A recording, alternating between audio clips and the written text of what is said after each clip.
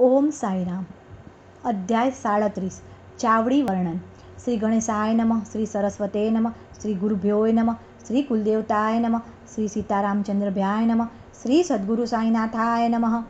આ અધ્યાયમાં વેદાંતની થોડી પ્રાથમિક ચર્ચા પછી ચાવડી સરઘસનું વર્ણન આપ્યું છે. ઉપોદ્ઘાત. શ્રી સાંઈ જીવનને ધન્ય છે. તેમના દૈનિક કાર્યક્રમને ધન્ય છે. તેમના કાર્યો વર્ણાતીત છે. શ્રી સાંઈ કોઈ વાર બ્રહ્માનંદથી ચકચૂર બનતા, તો કોઈ વાર આત્મજ્ઞાનથી સંતોષ થતા હતા. કોઈ વાર ઘણું કરવા છતાં પોતે નિર્લેપ જ રહેતા હતા. કોઈ વાર સાવ અકર્મ દેખાતા હતા. આળસુ રહેતા ન હતા. આત્મરત જ રહેતા. પોતે શાંત, સ્થિર, સમુદ્ર જેવા ગંભીર તથા અગાધ હતા. તેમના અવર્ણનીય સ્વભાવનું વર્ણન કોણ કરી શકે તેમ છે. તે પુરુષોને ભાઈઓ તથા સ્ત્રીઓને માતા અને બહેનો ગણતા હતા. તેઓ સદા અખંડ બ્રહ્મચારી હતા. તેમના સત્સંગની પાવન બનેલી આપણી સુબુદ્ધિ આમરણાત ટકી રહો. સર્વ ભાવે તેમના ચરણની ભક્તિ આપણે સદા કરીએ. સર્વ પ્રાણીમાં તેમના દર્શન કરીએ અને તેમના નામનું પ્રેમથી સ્મરણ કરીએ. અહીં વેદાંતની કેટલીક લાંબી ચર્ચા પછી હેમાંડ પંતને લાગે છે કે પોતે આડા ઉતરી ગયા છે. તેથી તે બંધ કરી ચાવડી સરઘસનું નીચેનું વર્ણન શરૂ કર્યું છે. ચાવડી સરઘસ. બાબાના શયનગૃહનું વર્ણન અગાઉ આપ્યું છે. પોતે મસ્જિદમાં એક રાત સૂતા અને બીજી રાત પોતે ચાવડીમાં સૂતા હતા.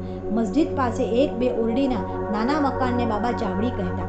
આમ વારાફરતી સૂવાનો ક્રમ બાબાની મહાસમાપ્તિ સુધી ચાલુ રહ્યો હતો. સન 1909ના ડિસેમ્બરની 10મી તારીખથી ભક્તોએ બાબાનું નિયમિત પૂજન ચાવડીમાં કરવા માંડ્યું. એ વર્ણન તેમની કૃપાથી હવે આપણે કરીએ. ચાવડીમાં સૂવા જવાના સમયે ભક્તો મસ્જિદમાં ભેગા થતા અને મંડપમાં બેસી કેટલીક ઘડી ભજન કરતા. પાછળ એક સુંદર રથ ઊભો રહેતો. જમણી બાજુ તુલસીવૃંદ થતા. સામે બાબા અને વચ્ચે ભજનાનંદી ભક્તો બેસતા હતા. ભજનાનંદી સ્ત્રી પુરુષ ભક્તો વખતસર આવી જતા. કોઈના હાથમાં કરતાલ તો કોઈના પાસે મૃદંગ, કોઈ પાસે ખંજરી તો કોઈ પાસે ઢોલ, એમ વિવિધ વાદ્યોના હાથમાં લઈ બધા ભજન કરતા હતા. લોચુંબકની માફક સાંઈબાબા ભક્તોને પોતાની પાસે આકર્ષી લેતા હતા. કેટલાક લોકો દીવીઓ સળગાવીને તૈયાર કરતા હતા.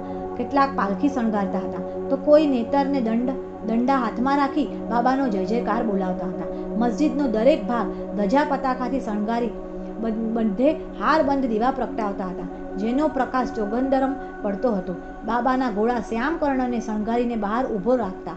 પછી ભંજન મંડળી લઈ તાત્યા પાટીલ બાબા પાસે આવી તૈયાર થવા સારું બાબાને અરજ કરતો. ત્યાં સુધી બાબા બેઠક પર શાંત જ બેસી રહેતા હતા. પછી બગલમાં હાથ રાખી તાત્યા બાબાને ઊભો કરતો.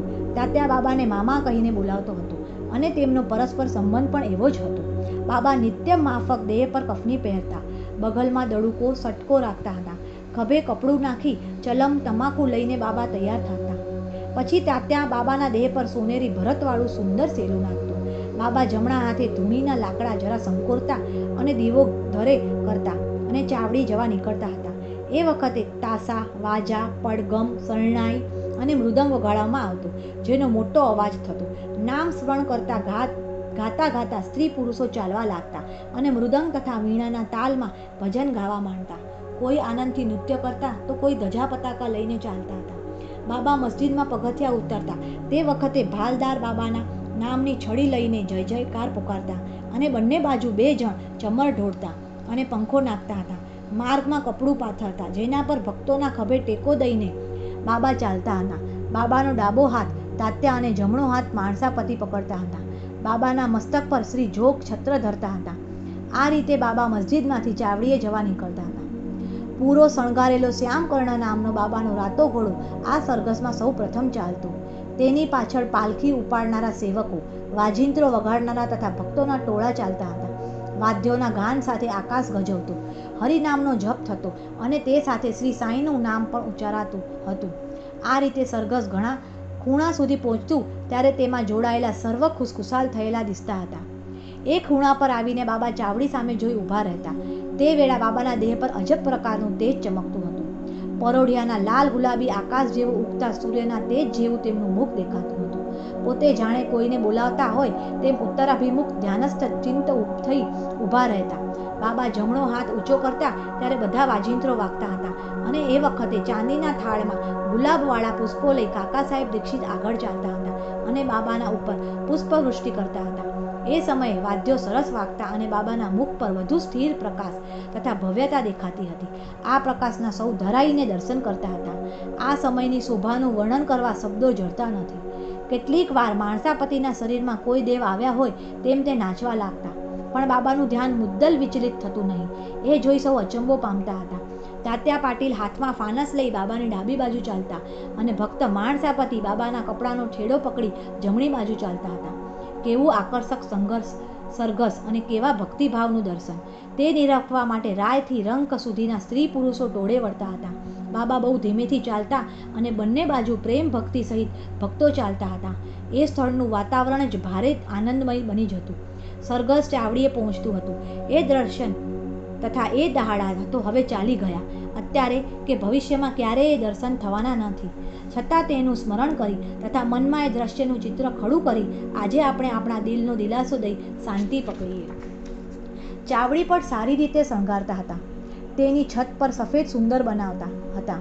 અરીસા તથા હાંડી ઝુમર લટકાવી તેની શોભા વધારતા હતા. તાત્યા આગળથી પહોંચી જઈ બાબાનું બેસવાનું આસન પાથરી દેતો અને પાછળ તકિયો મૂકતો. બાબા આવે એટલે સફેદ અંગરખું પહેરાવતું અને પછી ભક્તો બાબાનું રીતસર પૂજન કરતા હતા. બાબાનો મુગટ મૂકી ઉપર છોગું રાખતા અને ગળામાં રત્નની તથા પુષ્પની માળા પહેરાવતા હતા. નાના સાહેબ નિમોળકર હાથમાં છત્રી ધરી રાખતા હતા. છત્રીની લાકડી જેમ ફરતી જતી તેમ તેના સુંદર તોરણ વર્તુળમાં ફરતા હતા. બાબાના ચરણ ચાંદીના થાળમાં મૂકી બાપુ સાહેબ જોગ ધોતા અને યોગ્ય વિધિ સાથે અધ્યય દેતા હતા અને પૂજન કરતા હતા. તે પછી કપાળે ચંદન તથા હાથ પર અત્તર લગાડતા હતા અને બાબાને તાંબૂલ અર્પણ કરતા હતા. પછી તાત્યા તેમજ અન્ય ભક્તો ઊભા રહી બાબાના ચરણમાં પડતા હતા. આ સર્વ ચાલતું હોય ત્યાં જ બાબા ગાદી પર બેસતા. તકિયાને અઢેલીને ગાદી પર બેઠા પછી ભક્તો બધી બાજુથી ચામર તથા પંખા ઢોળતા હતા. એ પછી સામા ચલમ તૈયાર કરી તાત્યાના હાથમાં આપતા અને તાત્યા ચલમને ફૂંકીને ભડકો કરી બાબાને આપતો. બાબા ચલમ પીને ભક્ત માણસાપતિને દેતા હતા અને પછી ચલમ બધાના હાથમાં ફરતી હતી. આ નિર્જીવ ચલમને પણ ધન્ય છે. એ ચલમને પ્રથમ તો ઘણા તપ કરવા પડ્યા છે. કુંભારે માટી ખૂંદી, ચાકડે ચડાવી, તાપમાં સૂકવી, અગ્નિમાં તપાવીને તેને પકાવ્યા. પછી જ બાબાના હાથના સ્પર્શનો મોકો અને તેમના મુખની ચુંબીનો લાભ તેને મળ્યો છે. આ સર્વ પૂરું થયા પછી ભક્તો બાબાને પુષ્પના હાર પહેરાવતા હતા અને હાથમાં ફૂલના ગજરા દેતા હતા. વૈરાગ્ય વૃત્તિ બાબાને આ રત્નોનો હાર, પુષ્પની માળા, ગજરા કે એવા કોઈ શણગારની મુદ્દલ પડી નહોતી, પણ ભક્તોના પ્રેમને લીધે જ તે રાજી કરવા માટે જ બાબાએ આ બધું ચાલવા દેતા હતા. છેવટ સર્વવિધિ સાથે બાપુ સાહેબ જોગ બાબાની આરતી ઉતારતા જ જે વેળા બધા વાદ્યોને મંગળ ધ્વનિ થતો હતો. આરતી પૂરી થયા પછી ભક્તો એક પછી એક બાબાને નમસ્કાર કરીને રજા લઈને ઘેર જતા. બાબાને ચલમ આપ્યા પછી અત્તર ગુલાબ આપી તાત્યા પણ જવા ઉઠતો ત્યારે બાબા તેને પ્રેમથી કહેતા હતા, મારી ચોકી કરજે, તારે જવું હોય તો જા, પણ રાતમાં પાછો આવજે અને ખબર કાઢજે. તાત્યા હા પાડી ચાવડીથી ઘેર જતો. પછી બાબા જાતે પથારી પાથરતા. એક ઉપર બીજી એમ 50થી 60 ચાદર બિછાવતા હતા અને એમ પથારીમાં તૈયાર કરી પોતે સૂઈ જતા. હવે આપણે પણ આરામ કરીએ. વાચકોને મારી વિનંતી છે કે નિત્ય સૂતી વખતે બાબાનું તેમજ ચાવડી સરઘસનું સ્મરણ કર્યા પછી જ સૂજો. આ અધ્યાય અહીં પૂરો થાય છે.